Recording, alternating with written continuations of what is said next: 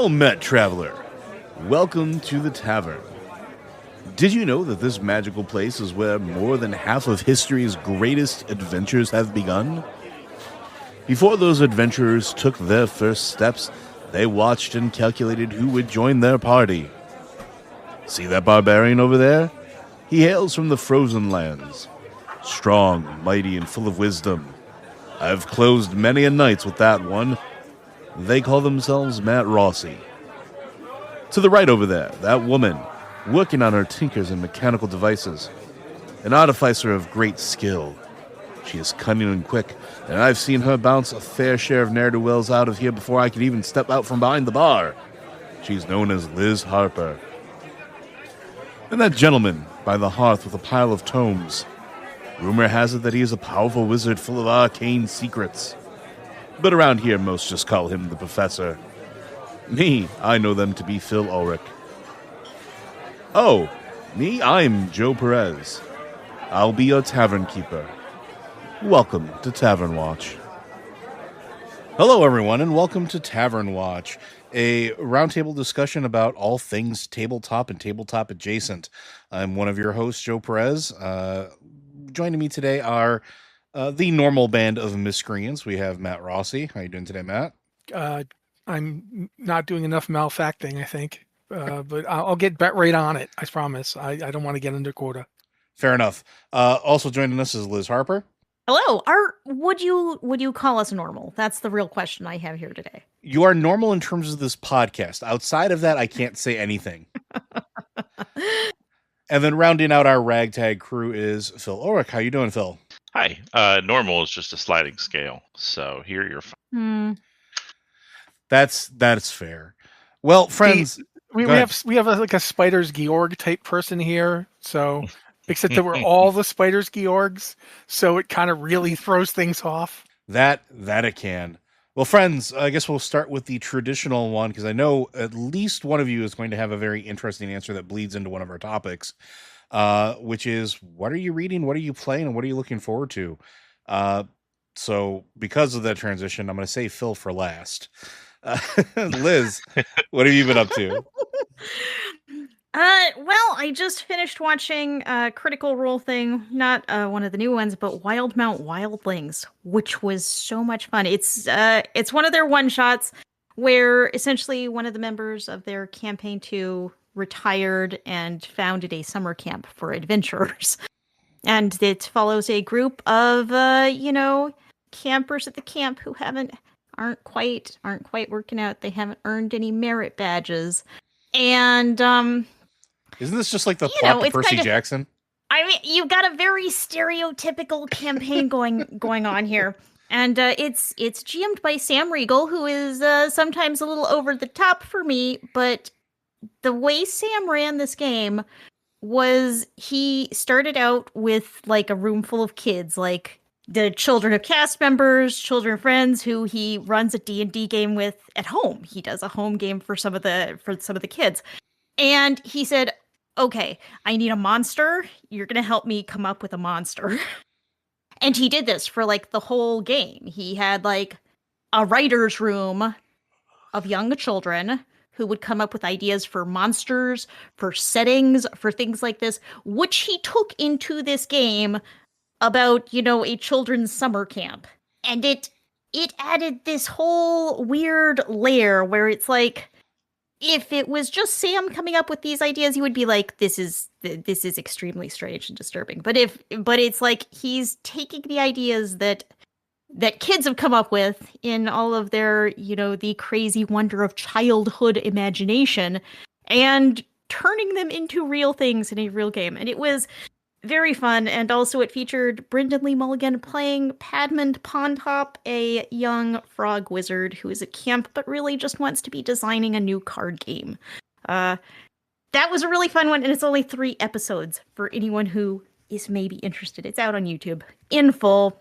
And I'm really excited about Brindlewood Bay, which is not a new game, but I just learned about it, and it's basically, if you took like a little Golden Girls, a little Murder, She Wrote, it's, you're kind of your cozy old ladies solving mysteries, except maybe in a town that is maybe a little haunted by cosmic entities, possibly. I am so excited about this, and I have a slot for a game later this year. I think this may be the game. I had been talking about running Candela Obscura, but I think, no, we could be a group of just, little old ladies solving mysteries that may or may not involve cosmic horrors. I am so into this. But yes, it's unfortunately months before I can do anything about that. And then, of course, I'm reading Outgunned Adventure because Joe's going to be running game of that for us soon. So I love the vibe of this. I love the adventuring, the Indiana Jones, the Tomb Raider, all of that packed into this book. Yeah, it should be a good time, which I will be talking about on mine. But Matt, you first. But I can't go first. She just went. What? Before me, like prior to me. Like, come on, colloquialism. Right. Sorry. Well, first off, I've actually been reading my 4th edition Dungeons & Dragons Dark Sun campaign setting for a reason that comes up later in this podcast. I am so upset that I cannot find my copy of it. Yeah, I've got it right here. And it's one of those books they put out where they kind of managed to condense all that Dark Sun, and there's a lot of Dark Sun. Like, you go back to the original 90s releases, there's just so much Dark Sun. Now I have all those box sets sitting on my shelf within arm's reach of me right now. If you try digging that stuff out, that's a lot. You'll be there for a while. It's like 5 Exalted handbooks worth of books. And they're not even books; they're just little like flip tablets of information. Yeah, flip tablets. Like, one of my favorite ones. There's that Black Spine module. Yep. Where it's literally a flip thing, and it's just crazy. But I've been going through that partially because I remember like last time we did Tavern Watch, I was talking about that post-apocalyptic game that I had picked up, and I still have it around here, but now the name is blanking on me because I've been reading a lot of other stuff. And I decided, completely unrelated to the thing we're going to talk about today, that I would look at Dark Sun and think about that as a post-apocalyptic game, because it pretty much is. It's pretty much Magic Fallout, if you really want to get down to it. And then it got me thinking about, I'm going to be running a Starfinder game fairly soon. I think 2 months from now. And yes. I got Starfinder the other day. I mean, last month really, and I've been looking through it ever since. And looking at places where it changed up the rules and so forth. And that got me thinking about, like, what is the major difference between science fiction or science fiction / fantasy and real, just straight up fantasy RPGs? Like, would you call Warhammer 40K science fiction? I mean, it kind of is. I mean, they're on spaceships. I mean, it's more science fantasy in the far future than anything. But yeah, it's more science fantasy. But what is the difference between science fantasy and fantasy? Like, it gets to a certain point where you're like, any sufficiently advanced technology is indistinguishable from magic, and the magic here is so weird that it is basically the science. And Dark Sun's a real kind of the closest D&D's ever gotten to, where it's just straight up the magic is so weird and out there that it bends around and starts acting it's not anything like your normal D&D to the point where so all that I've been reading a lot of Starfinder. Obviously I've been reading Outgunned. I keep calling it Outgunner, which is like, Matthew, stop it. But I read through Outgunned and made a character because I wanted to make my own character. I always want to make my own characters because that's how I learn a system half the time. Yeah. Is to sit down and make a character, and then I'm looking, okay, that's how this works. That's what this does. And it hit me that it's very similar to the storytelling system. Like, it's kind of like White Wolf's original vampire in terms of like the dots and the other dots for skills, and you add them together to make a dice roll. You've effectively got dice pools going on here. And that reminded me, I think, of 3rd or 4th edition Shadowrun. So that's where I'm bouncing all over the place, but that's what I've been doing. Yeah, I mean, there's definitely elements of it I can see, but it's you cap out at 7. Yeah, it's not as crazy as the Shadowrun ones where you would like, I don't have enough D6s. God, give me more D6s. But I just really, one of the things I liked about it was that it still also kind of feels like a modern indie game. Like, it has a little touch of the Powered by the Apocalypse type, shenanigans in it. But at the same time, it's a little crunchier. Like it's kind of, if you put Dungeons and Dragons in the median position and PBTA over to the left, it's kind of somewhere in between the two of them. And I like that about it. I like that it's got a kind of its own weird, flexible vibe. But yeah, that's what I've been up to. Yeah, and I've been attempting to prep for the game, which now might have an expanded player base. So we're gonna have to figure out how many are going, because I may have to adjust the adventure on the fly. So we're gonna see how that goes. But it was going to be 4 of us. I think it may be 5 of us, but no one's committed. Yeah, we'll see. 5 is fine. If it winds up being like 7, then I'm gonna have to do a whole new adventure, which is fine. I can do it. It's not going to be 7. Yeah, I was just thinking 4 was a little slim because not everyone was good for the original date, but no, I don't think it's going to be 7. Well, yeah. That's the thing. Outgunned is kind of geared for 4 players and a DM. And It is. Seems to think that 5 constitutes a large group. Yeah, I think it would be all right. Outgunned is one of those games that is very much that. I feel like once you get 7 people, you're basically redoing the Expendables. Kinda. But if you think about it, like the way that you in my preparation for Outgunned, one of the things that I really like about it is that when you think about it, you don't think about it in terms of, and I'm trying to, like, party size, and you don't think of it in terms of a traditional role-playing game. Yes, there is some DNA and elements that it shares with some of that stuff. That's fine. But the vast majority of it is, think about it in cinematic terms, and think about it in how this would be presented in a movie. So like in a movie, such as, we'll use The Mummy Returns as an example, because it is one of the chief examples that is often given. How many people are in that adventuring party? You have 3, maybe 4 at any given point in time, right? I would say you've got Jonathan. Yep. Evie. Yep. I can't remember Rick's name, and I know it's Rick. Thank you. And Oded Fair as Ahmed Bey. Yeah. As Ahmed Bey. You know, But those are the 4 big ones. Those are the 4. And then like they have the sidekicks who keep showing up. Like in The Mummy Returns, the sidekick is the guy flying the blimp. Yes, but those are incidental, like, pieces. They're not, like, if you're to turn it into terms of like a game, they're not player characters. They're assets that a player character is called in a favor with, or background characters that they've essentially done something with. Which I think that's an interesting thing to think about too, in terms of the original Mummy. Like, well, not the original Mummy, but the one from the 90s. Mm-hmm. Do you count Benny as a PC or an NPC? Benny's an NPC because he's antagonistic from the very beginning. Yeah, but at the same time, he's got so much more presence. Like, he feels like if he is an NPC, he's like that kobold you put in just because and your players developed a relationship with him, kinda? So you ran with it. Well, so the way that I think about it is an old school term, and this is relevant here, and I guess this kind of bleeds into the op-ed stuff, and I'm sorry, Phil, we'll get to yours in a second. Nope, all good. But the op-ed thing is, like, when you have a prime villain when you're running a game, oftentimes you want to save the prime villain for the very end. And while the prime villain may make an appearance, or do a monologue, or have some brief interaction with the players, it's not necessarily that time right then and there when you need to have that showdown.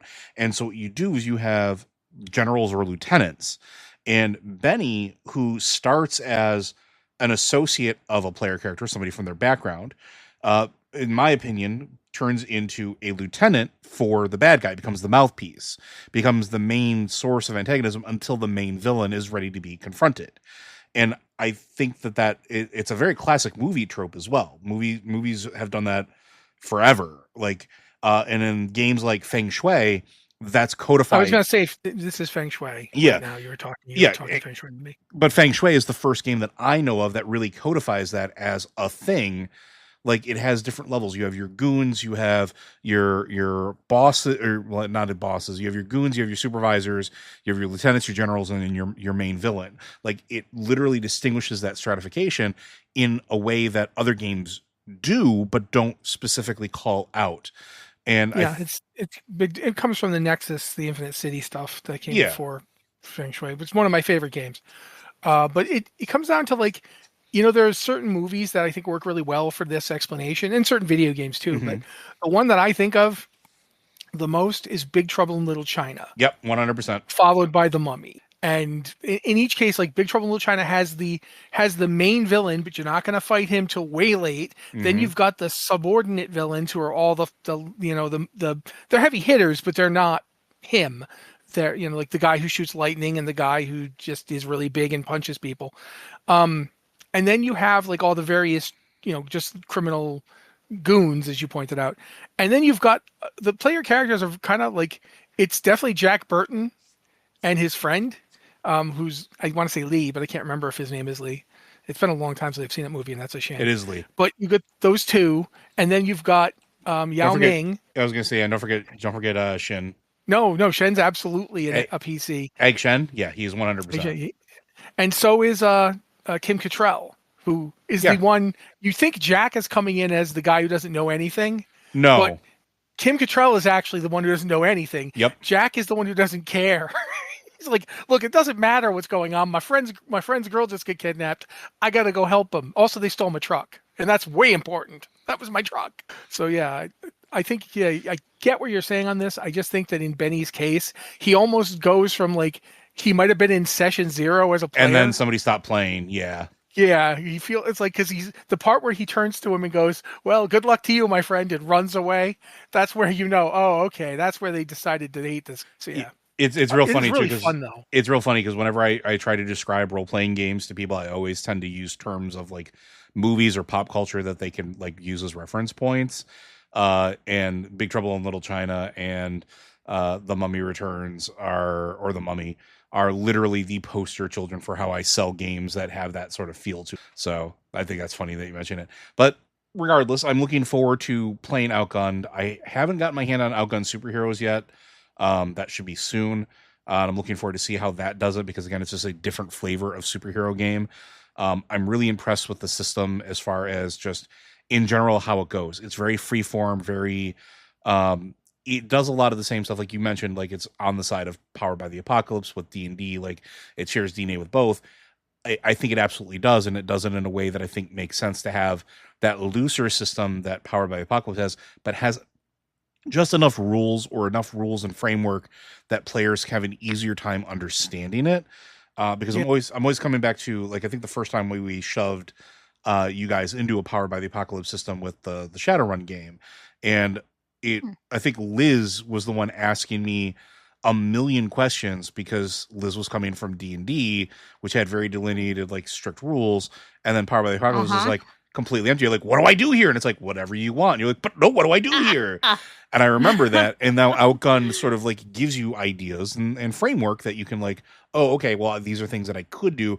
And then opens that door for you a little bit more without just throwing you into the deep. Specifically, the adventure book reminds me a bit of Blades in the Dark as well. Well, the adventure book is the refined is really the refined version of it, right? So like Outgunned itself was definitely a passion project of like 2 people. And then you had the action volumes 1 and 2, which were like different themes to apply to it. And then when Outgunned Adventure came out, they really refined the system and also refined the quick play to make it a lot more streamlined to onboard, which I thought was fascinating. That said, I'm going to stop talking about Outgunned because y'all will be listening to it probably the week after this goes live. Phil, you have had some interesting reading and some interesting teaching in your last week. Why don't you tell us about that? Yep, but I'm going to slow roll it because I want to talk a little bit about Outgunned first. Okay. I have enjoyed reading this, and there's a couple of things that nobody hit on that I want to bring up that I think are really cool about this. One, I like the tone it's written in. A lot of books don't have a well-defined authorial tone. Outgunned has a tone that really fits the material that it's trying to give you, which is cool. So A+ to the authors there. B, it's designed to end. Yes. The assumption in Outgunned is that a campaign is about 5 to 8 like sessions, adventures sessions. Yeah, it's much closer to the way games actually end up working 9 times out of 10. Yeah, which is cool. And I like that their suggestion is if you want to keep going, we suggest you treat it as like sequels, which is neat. I like that a lot. And I also want to note that they do list Benny as an option for one of the character archetypes. I think it's the coward. It is the coward, yes. Which is so good, but no, I absolutely agree. Benny is the coward is like somebody shows up and doesn't know who they want to play, and they're like, take this guy. Yeah, and I think he got into it for like an hour, and then he was like, I like Yeah. some of this, but can I be likable? Like, oh, go play Jonathan. Yeah, you're know? Jonathan now. We're gonna Yeah. make Benny an NPC.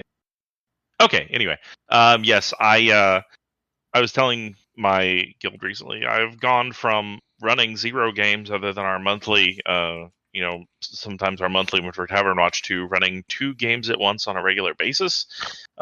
Because one is I've been trying to wrangle a group together for Fabula Ultima, which I have that going now, which is cool. That's going to be every other week, so I'm looking forward to running that starting this week. But the other one is a new RPG that just came out, except it's probably not new to you if you've been following it, because the RPG formerly known as the MCDM RPG, and at some point renamed to Draw Steel, is officially out in PDF form. I went to check their thing for shipping, and it sounds like the books will be shipping around September, maybe ? Some of them are being printed in Italy, and some of them are being printed in the US, and it's basically out of their hands at this point. But the PDFs are here, and the game is fully playable for people who weren't backing the Patreon and playing it in like December when it was fully playable then. And coincidentally, right around the time I got these books, the DM who was running my Traveler campaign kind of sent me a message and said, hey, I don't really want to run Traveler anymore. You're the other person who runs things for this group. Do you have anything you want to run? And so I threw a few possibilities out, and the group settled on Draw Steel. We had our first session this past Friday night, and we, I'd say probably the first 2/3 of it was character creation, because this is, I'd given people the materials to look at early, and of course, like any group, we had everything from the guy who'd been making his character all week and literally just needed to write everything down, to the people who had never cracked the book before and had never played a game of this complexity. Because the way I would describe this is a game from an alternate universe where 5th edition never happened. And instead of throwing 4E out like the baby with the bathwater, WotC instead iterated on it. Because this game is like 4th edition advanced with like the best features of other indie games along the way, like simplified dice rolls, or things that I've only seen in things like the End of the Odd books. You can't miss when you attack on your turn, because there's nothing worse in a tactical or crunchy RPG than you wait 20 minutes for your turn to roll around, you roll your dice, oh, I missed, your turn. Like that feels crappy. And so that was like one of the first things they changed in this, was you always hit. It's just how well do you hit with your abilities. Which goes back to something we were talking about. Strike, is it a crushing thing? Yeah. Well, we talked about that, I think, in our Yeah. very first Tavern Watch. Like, it feels bad to miss. Like, Oh yeah. It really does. And it's wild to me that I've gotten 2 new RPGs in the past 2 months that both do away with missing, which is really cool. The thing that really reminded me of 4E was 4E had a concept of a thing for out of combat things called skill challenges, where it was basically, which I brought back for when I played Otherworld for the party. Yes, because they're good. Yeah, like the party has a challenge, and they want, they tell you how they want to overcome it, and you go, okay, here's the skill what skill you're using for that. You roll. If they succeed, it moves it forward, etc. They brought it back and codified it again in the form of montage tests, which like there's basically like here's a list of things related to this ongoing problem. Like the one they have what they call a con adventure, but it honestly makes like a perfect teaching one, because it hits every major system in the game except downtime all at once. And the montage on that one is your caravan guards guarding a wagon of medicine, and like it's been raining for days, and you're out in the wilderness at some point. So it's like, there's things like keeping the medicine dry, keeping the road clear of debris. There's like it's like 10 or 12 different things. So like no matter what your skill set probably is, it's applicable here. And the idea with those also to keep them from running forever is you get 2 rounds and you try to go try to get as many successes as you can to like clear obstacles in the montage challenge. But the way they brought it home in a way that 4E never did is that those count just as much in terms of victories, which is become experience eventually. Montage challenges count just as much in terms of victories as actually killing monsters. Like easy ones get you 1.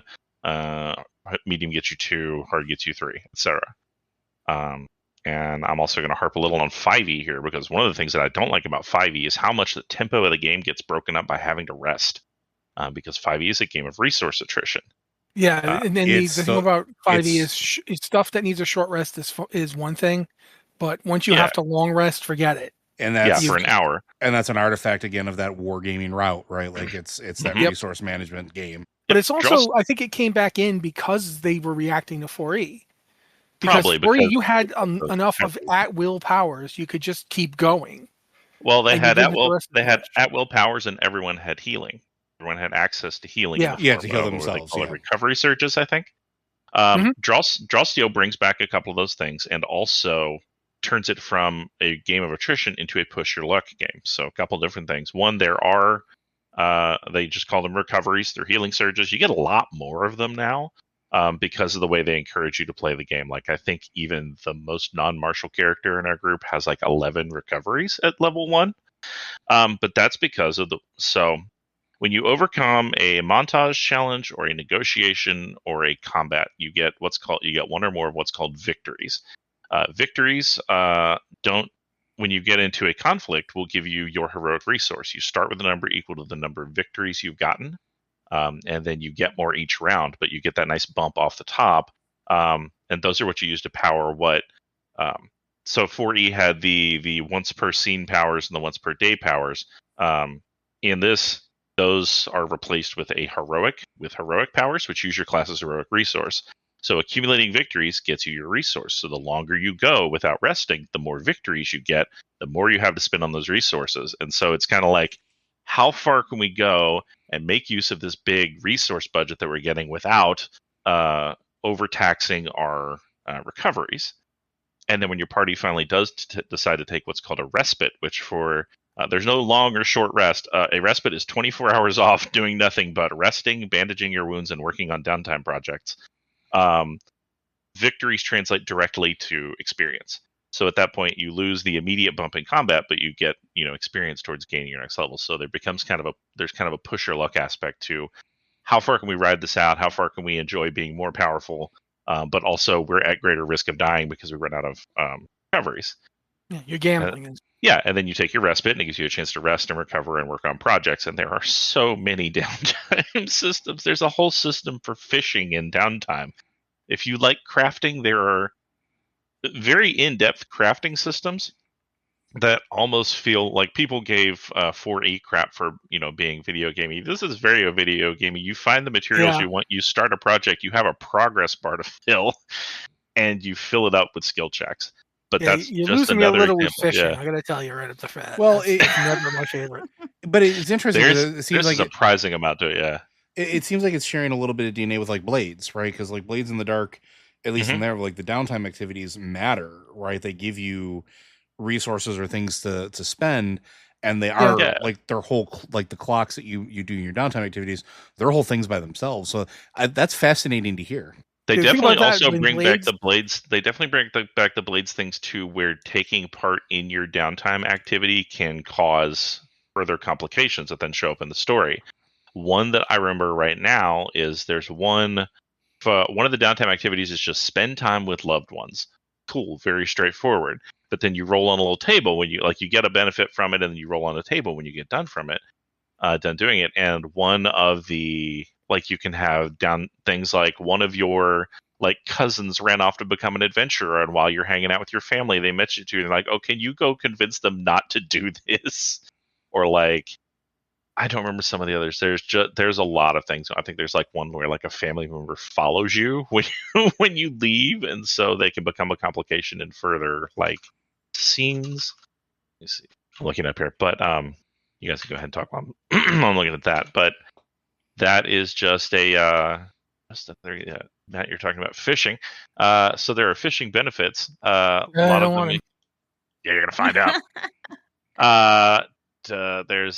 You get a little bar you can fill in that also makes you better at fishing over time, so you can skill up in fishing.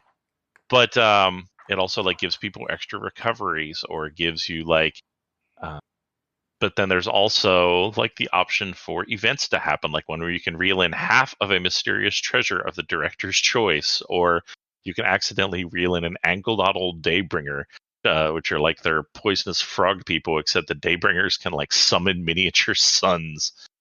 There's one where you can find a cavern, which you can fish and find a dungeon. So, See, right now, I wish we were using cameras because my hands were both covering my face just then.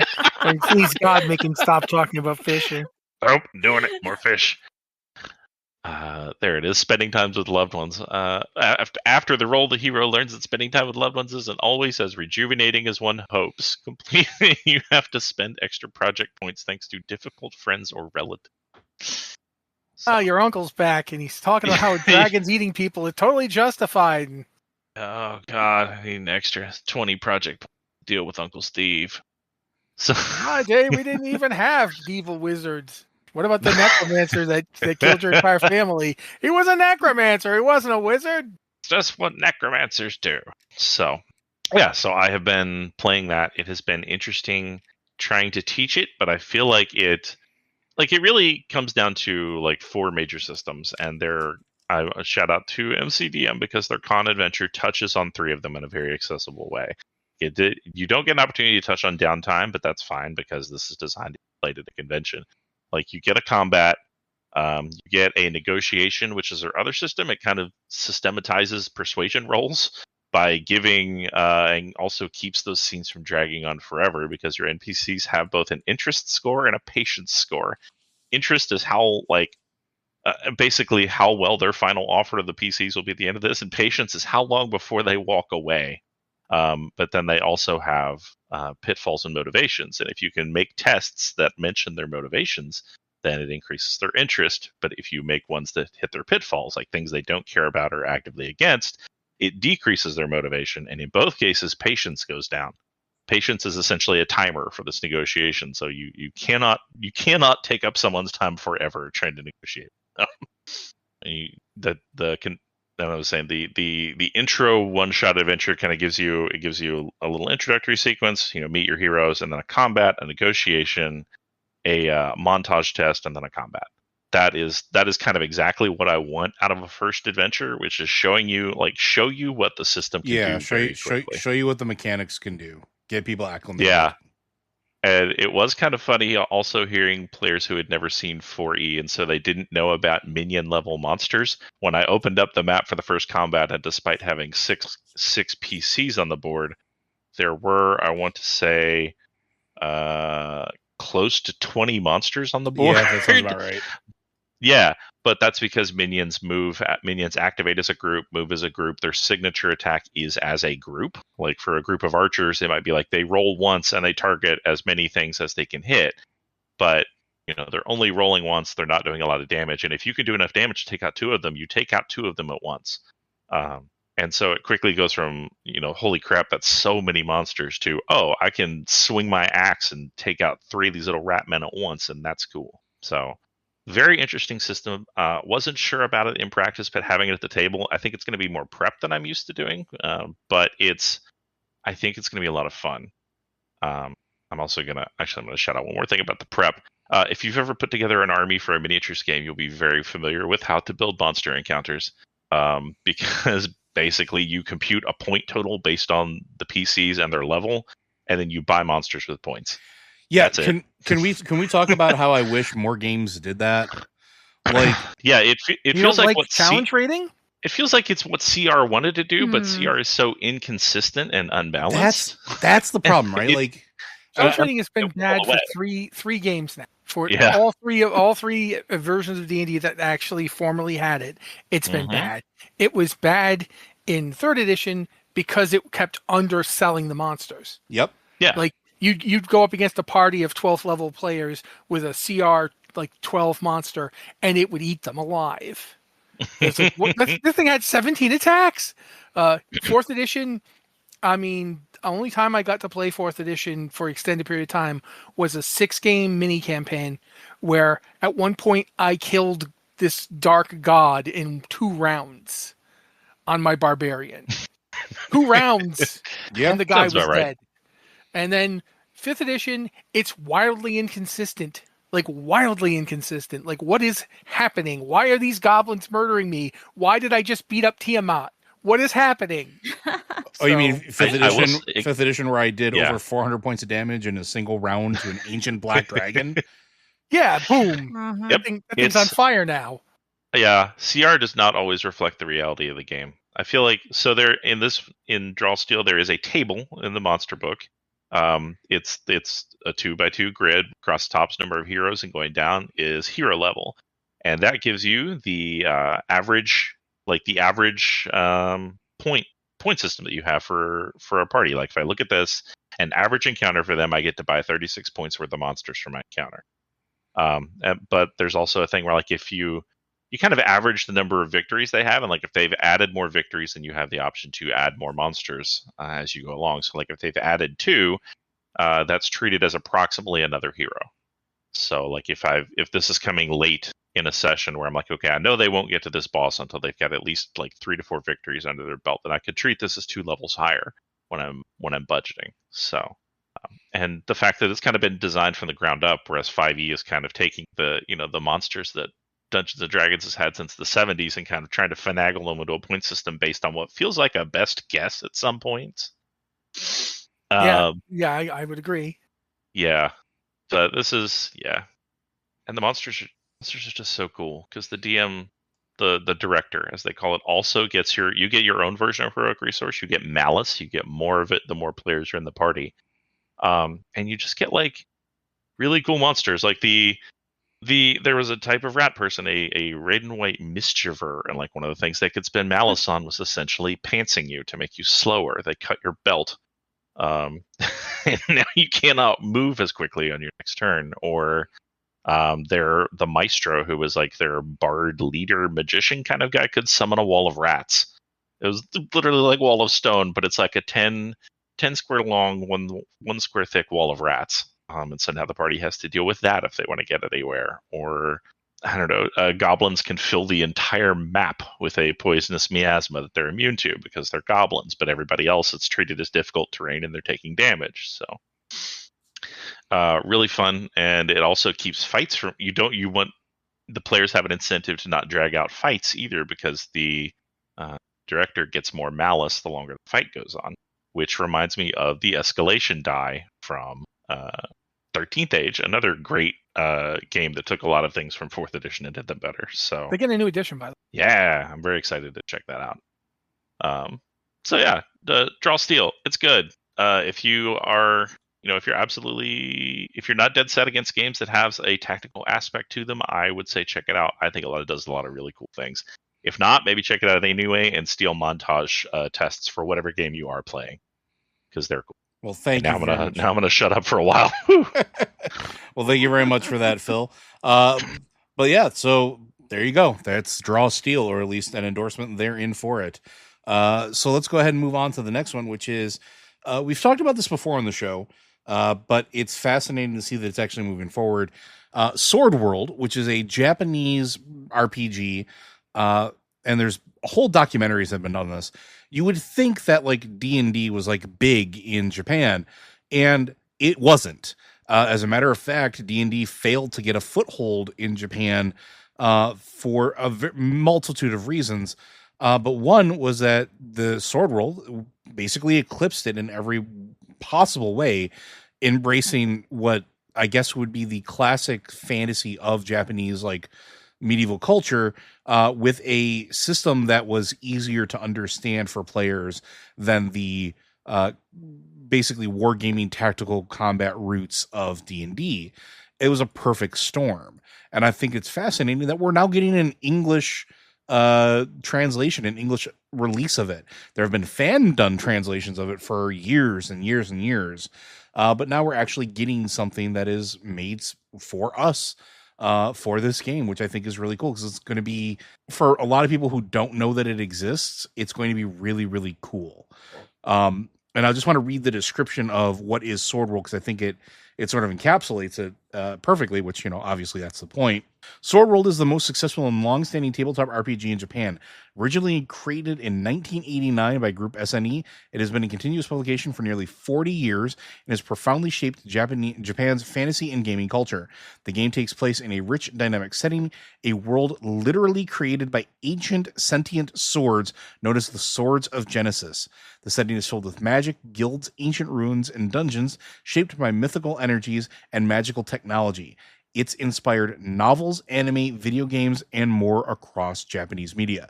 Remember Record of Lodoss War? Well, that's this. Lodoss War was literally a retelling of an adventure played in Sword World, and sort of created a genre that the rest of the world didn't get around to for a while. The what we would call the lit RPG thing now. Japan has had these for years. The genre, I believe it's just called replays over there, and it's literally like a retelling of an RPG campaign. And the setup for those is neat, because often on the facing page you'll have like what happened in the game, or you'll have like out of character table talk on the facing pages, which is kind of cool. I will say this, when we are talking about that, we do forget sometimes that the original Wildcards books are that. Yep. Yeah. Wildcards was Super World campaign. Pages. Yeah. Yep. And Super World campaign that George R.R. Martin and a bunch of his friends were playing in. Yeah, as best as I can tell from reading this is one of the newer editions of Sword World that did change the setting. The old one was actually kind of a mishmash of different things, like Lodoss Island was in there as just part of the setting off the main continent. This is the newer setting, Radia, which I think came in their official second edition. Yes. Yeah, 2.0. Yeah. Now, so, I will also say this. Technically speaking, while Sword World was the most popular game there for a very long time, it has been losing to a Western game lately. Call of Cthulhu. Yeah. Call of Cthulhu is currently the most popular RPG in Japan because everyone likes to live stream themselves playing it. So the Japanese have critical rolled Call of Cthulhu into prominence in Japan, which, I mean, okay. If you told me that if I hadn't read that myself, I'd be like, what? Mm-hmm. But no, apparently it's true. Although Sword World is hardly suffering. It's just that right now it doesn't get streamed as much, just because it is so ubiquitous in Japan that people are not as interested in watching other people play it when they can play it themselves. Yeah, the interesting thing that also, and I want to go back to Sword World here, but just Call of Cthulhu, is that game has been translated into Japanese since 1986. So like it's like people don't talk about that, and the only reason I know that, and shout outs, cause I know he'll never listen to this podcast, cause I don't even know if he's like still existent. But I had the joy of having my Cthulhu games run by Dan Harms, who wrote for Chaosium in the original like Call of Cthulhu stuff and helped develop vast majority of their stuff in like the late 80s, early 90s. And he was the one that was like mentioning that his stuff was being translated into, Japanese. And I was like, that's wild. But yeah, it makes a certain amount of sense too, that it would be picking up steam because of not just it being a game that's been present longer than D&D really has there, but also in Japan. Mm-hmm. Popular culture has been skewing more towards cosmic horror. And I often talk about this influencing tabletop games and what gets picked up, because it does. So when you start to see popular media skewing more towards, Cthulhu-esque Lovecraftian horror, you're going to see people start gravitating towards those live plays, or in this case, towards live streaming those games. Like you can make an argument that Baldur's Gate 3 is that. Baldur's Gate 3 is absolutely that. This is not necessarily, I guess, mild spoilers. The game's been out long enough now that I think it's okay. But like, I mean, people know that there's an Illithid ship involved. Yeah, you it's the start, first thing you see. You start right into it, and it just ramps up from there. And it is all about tentacles and nightmare fuel. But going back to Sword World, one of the reasons that the RPG has remained popular for so long, like I said, its simplicity. It's a 2d6 system, right? It doesn't require a whole skew of a bunch of different dice and different charts and things like that to start playing. And it does the thing that I've commented that I wish more games did, which was make a system simple to learn, difficult to master. And I get you, but I disagree with you about it. You know what I think keeps it going? It's ridiculously complex race system. I was going to say the class system, which I was going to get into, but you can go ahead. The class system too. No, the class system too, but the race system where you have so many playable options. I'm not even counting all of them. I'm just looking at some of the original ones from second edition, the second version 2.0. You've got the Abyssborn, the Alf, the Dark Dwarves. There's a lot of them, and they kind of play into like certain kinds of tropes really effectively. Like if you want to do a straight up a cosmic horror game in your fantasy RPG, they've got like 6 of them that work. They've got the weaklings, which is I think is one of the most fascinating racial ideas, where there are other kinds of classes, like other kinds of people who have chosen not to have scars on their souls, and therefore they get abused by their society, which is mostly people who've scarred their own souls. It's wild what you can do with this game. This game is like if you played D&D and Call of Cthulhu at the same time. Yeah, I was literally just going to say that because the class system isn't necessarily a class system. So going in deeper into it, it really is a system that encourages players to be flexible and build party supportive characters. So instead of having like a warrior and a mage, you pick up skills. You build your character very similar to what Cthulhu lets you do, right? Which, again, no surprise that Cthulhu is now becoming, as popular as it is there right now. And the other thing that the Sword World does that a lot of games don't, and particularly D&D is very bad at this and will probably remain bad at this for a while. It encourages collaborative storytelling and party success over individual heroic moments. While there's always, those standout moments, you're always going to have like, Rin standing on the rock, summoning lightning. That's going to happen at some point. But for the most part, it's about the party working together to achieve success. And it really like wraps that up in its rules and its character building. And I think that's very fascinating. This too. I think that the rules of this game also kind of led to why computer games of role-playing games in the West versus in Japan are very different, because a lot of the early ones for us were based on D&D or inspired by D&D, like the Gold Box games, Pool of Radiance, that kind of stuff. They were even licensed D&D. But even when you came out with games from other companies, even like Fallout still kind of feels like it's made in that same kind of rule set. This feels like JRPG the game, if you've played JRPGs and never played this or looked at it. I mean, to the point where you have the Battle Dancer, the Fighter, the Dark Hunter, the Enhancer, the Geomancer, the Fairy Tamer. And you're like, what in the... And then you start realizing Black Mage, White Mage, it feels very similar. The Final Fantasy games or Xenogears or Chrono Trigger, they all owe this a debt. They are, you can tell they're inspired by it. So yeah, I think that I really do think that if you were a kid and you played the original Legend of Zelda, you didn't even know you were getting this game, but you kind of were. But I've only seen 2.0. I've never actually seen the original game. I'm really excited for this to get an English translation or an English release. This is going to be a day one purchase for me. Like I can call that right. So I don't know about how everybody else feels about it. I think Matt's pretty on board. Liz, you've been pretty quiet. I was going to say, Phil, you're going to buy it. It's a rule book. You're going to buy it. Yeah, Phil will just crawl out of the murk. My shelf overfloweth. He'll crawl out of the murk and a tentacle will shoot out and pull the box to him, and then he'll go back in and you're like, was that a roper? No, that was just Phil. One of my regulars at the shop has commented that I'm the only other person he knows that just buys rule books for the sake of buying rule books to read them, and his wife thinks it's weird, and that I'm the only one that understands his love of it. He's a great guy, and if he's listening to this, I see you. But Liz, what are your thoughts about this? I mean, this one is I'm not really plugged into I think it's interesting. It's interesting to see games that come from very different backgrounds than we do. Like, we were talking about Outgunned, and that has a very clear roots in kind of a lot of North American Hollywood video game properties. Like you can look at that and understand it. Whereas sometimes you look at something created elsewhere and it's like it doesn't have that immediate relevance, but at the same time you're pulling in all of these aspects of anime and other things right here. I'm interested to look at it, but it's not something that just inherently draws me in.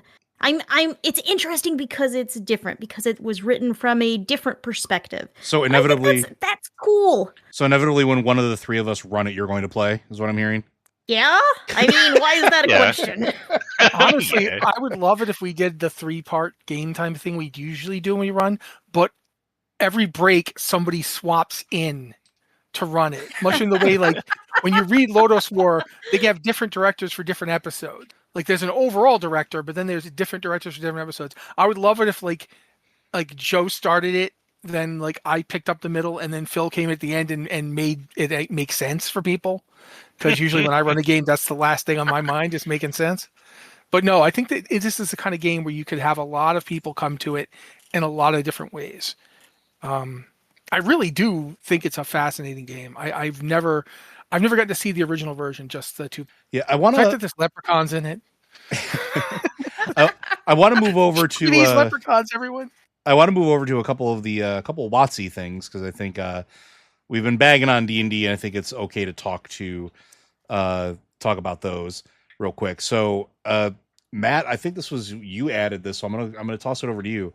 You've been reading Exodus. What is Exodus? I didn't add it. I did not add this. Oh, I will be upfront. That must have been Phil or Liz. That's me. Yeah. So I have been reading it. No, okay. No, I can do it. I haven't officially read it yet. I just know about it. I also know that it came out of nowhere. Yeah, like literally out of nowhere. Like, yeah, they just go, yeah, here it is. Yeah, James Olin's new studio, Archetype Entertainment, has been working on a AAA sci-fi video game called Exodus, and I think there was some news like a year ago that an RPG was in the works, and then WotC just kind of shadow dropped it last week. It appeared out of nowhere. Here's an RPG. That doesn't surprise me, because I don't know if you guys remember this. I don't know if all three of you were here for it, but a couple of years ago we ran a game that was the Lost, Heroic Odysseys of Theros, which was a game that Wizards put out based on a Magic the Gathering property. But I didn't have an adventure ready for it. James Olin at the same time put out his Greek myth-inspired D&D campaign setting before Archetype Entertainment got started, called Odyssey of the Dragon Lords. And that's what you played. Like, I straight up just stole all of that and put it in the game, and that's the adventure you guys got. Olin is a genius. We could talk about his computer stuff, like from the original Baldur's Gate series. He was on both 1 and 2, I believe. He did the original Mass Effect. He was on Star Wars Knights of the Old Republic, the original one with Malik and Revan. And then he went off and he started his own game company out of his garage. It was him and another guy from Wizards. And then later on, they hired Drew Karpyshyn, who was a writer on Mass Effect. And he became one of the people working out of their garage. And then Wizards of the Coast showed up with like a truckload of money after he made Odyssey of Dragon Lords, and we're like, how about we pay you so you stop making better D&D stuff than we do? How's that sound? And so now he's making Exodus. Exodus is the game he's working on for them. And I am not surprised that he busted out these rule books, because he wrote Odyssey of the Dragon Lords. Basically, it was two guys in a garage. And he kickstarted it and just did everything. So yeah, I'm sure he just took the Bible he was working on while making the video game and spent a weekend making a ridiculously good, RPG out of it. I have looked at just enough of it to know that I am interested. It gets rid of some of my biggest problems with 5th edition. It streamlines combat. It makes skill checks something useful for a much broader group.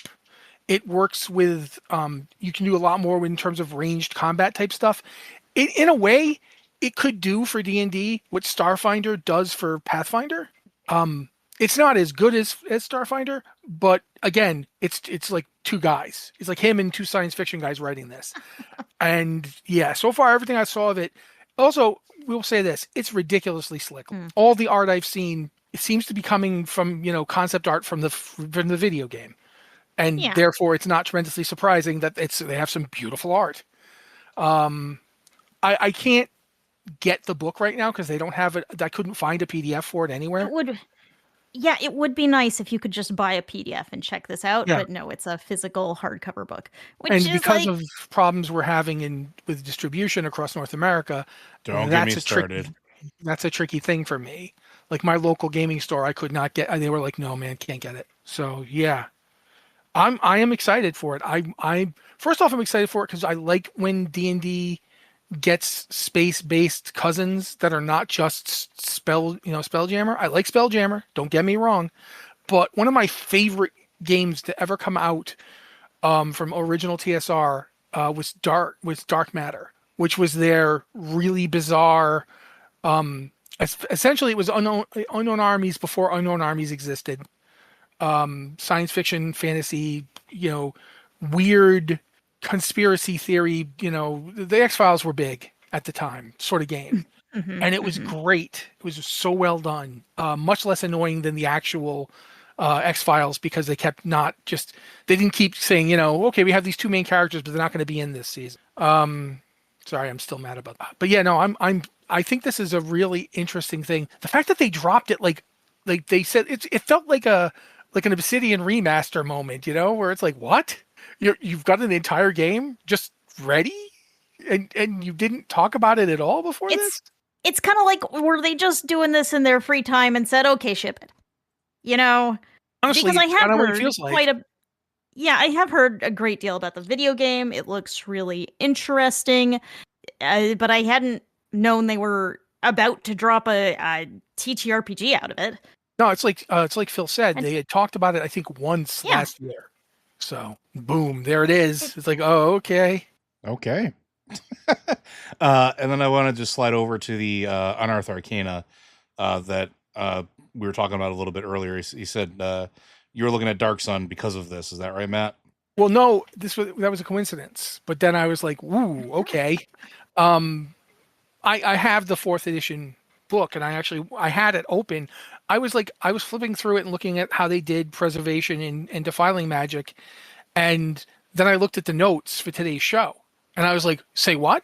And they're making they've got, okay, all right, well, that's cool. And one of the reasons I was interested to see if they actually ever do a Dark Sun book is 5th edition, no, not 5th edition, but the new to 2024, whatever we call it. The 2024 edition basically made it so you could just play, if you wanted to have a dwarf mom and a human dad, you could do that. And you could be a dwarf with all the dwarf character stuff, but look like a human. You could just be 6 feet tall and just be a human, but you've got, all these dwarf abilities. And you don't have to explain it. And I'm sitting there going, this would be so cool for Dark Sun. Like, I think you could really make a very even weirder version of Dark Sun with it, because now you could basically have the halflings be, halfling goblin people. Because they pretty much are. Dark Sun halflings are like goblins. They're horrifying. You don't want to fight Dark Sun halflings, because if they win, you are going to end up in a stew pot. And Dark Sun elves are like nomadic thieves, and yeah, no, it's such a weird, fun game setting that I'm looking forward to seeing how they do it in the 2024 rule set. So yeah, I am really happy to see that the ones they're even got. I was looking at the ones they've got, and you've got the Circle of Preservation Druid, that makes sense that you would have that. Mm-hmm. The Gladiator Fighter, which I feel like isn't something that needs to be limited to Dark Sun. The concept of a gladiator is pretty common, but that's cool that they have it. Defiled Sorcery, yes, absolutely. Defilers, I feel like Defilers are much more likely to be sorcerers and wizards than they are to be, druids. But you could totally work with either. But the Sorcerer King Path Warlock. That one, yeah. Yeah, that's perfect, because that's every Templar. That is Dark Sun Templars. Boom, you've just explained them. That's what they are. They get their magic from the sorcerer.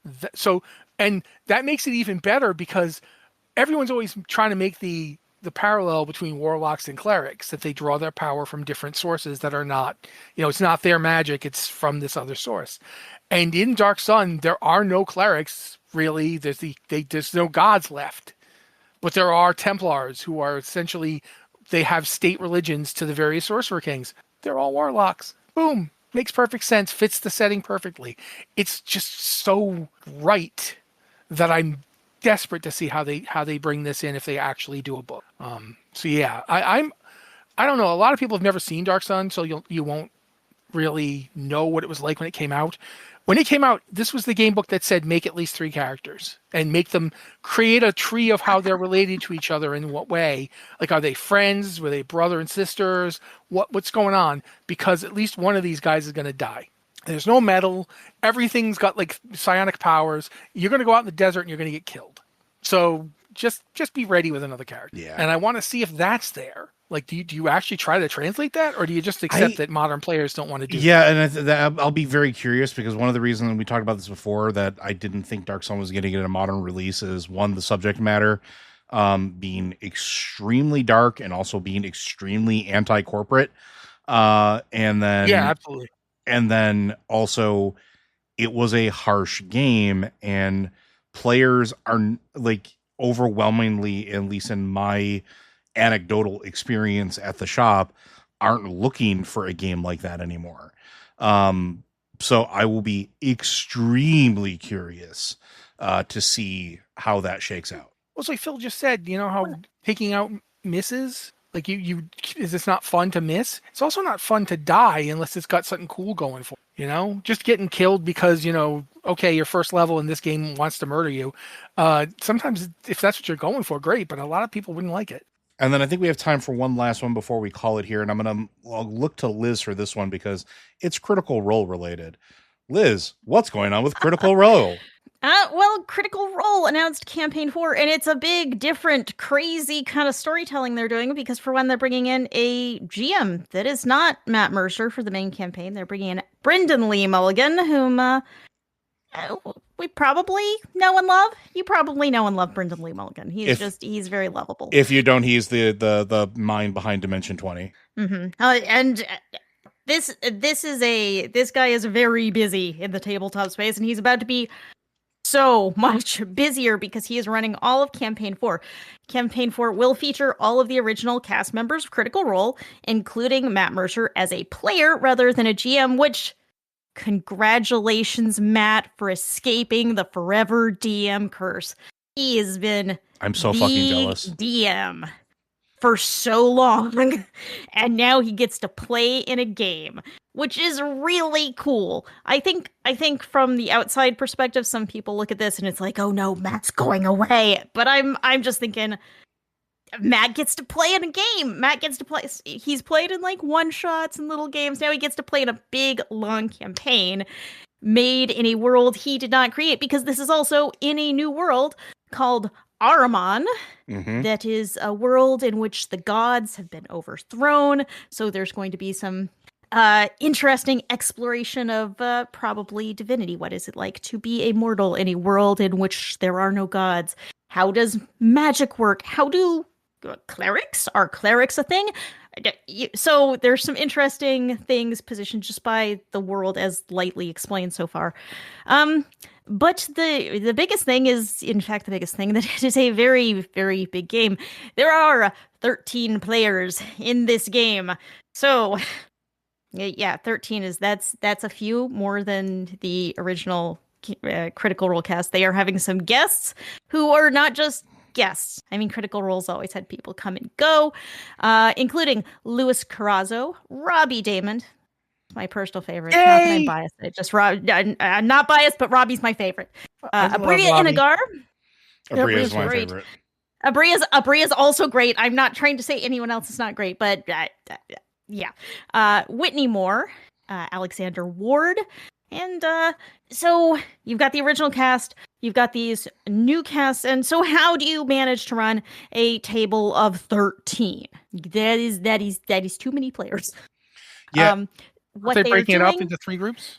That is what I was leading to. Yes, Matthew.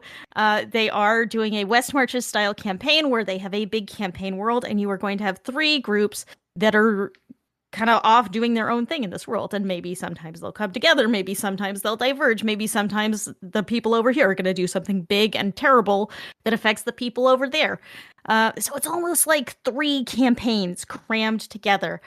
And each game will have its own like focus. They've taken all the players and like, okay, you're interested in this kind of story. We're going to go over here and do this. You're interested in this kind of story. You're going to do that. So they're going to have 3 games, 3 tables of players. There's soldiers, which is going to focus on combat and adventuring and that sort of straightforward. If I see a problem, I'm going to punch it kind of thing. Seekers for exploring, diving into the lore, discovering the truths of the universe, and schemers who are interested in the secrets of the world, espionage, spies, all of that. So I think this is a really interesting way they're going to be able to tell all sorts of different stories. Splitting it up allows so many more people to be involved because Critical Role has always had some great guests, and now they get to just have great guests all the time, and it mixes up the dynamic. Because we've seen the core cast play together for many, many hours. And I love it, but also whenever you throw a new person in there or you take a person out, it changes the dynamic at the table and it changes the storytelling. And that is all super interesting. I am very excited to see how this goes. Oh, the other big thing.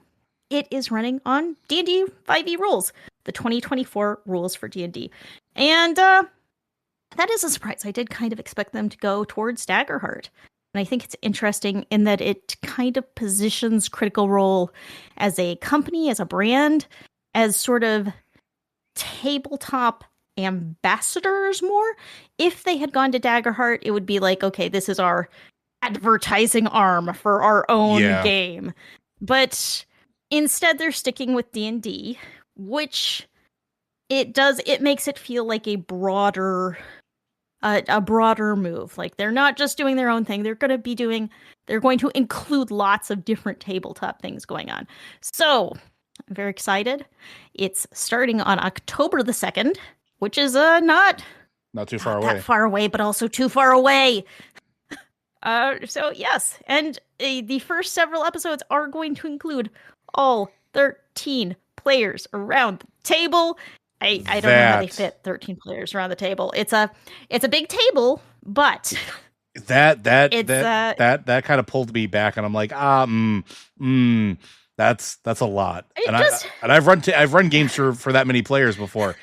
I know how those games go. This is going to be interesting. I think it's going to be so fun to watch, and I love the idea of splitting it up into different campaigns, different little groups that are focused on different things. Because one of the problems I think we've seen with Critical Role before is sometimes you'll have players that are interested in doing one kind of thing, and sometimes players are interested in doing something from a different kind of approach.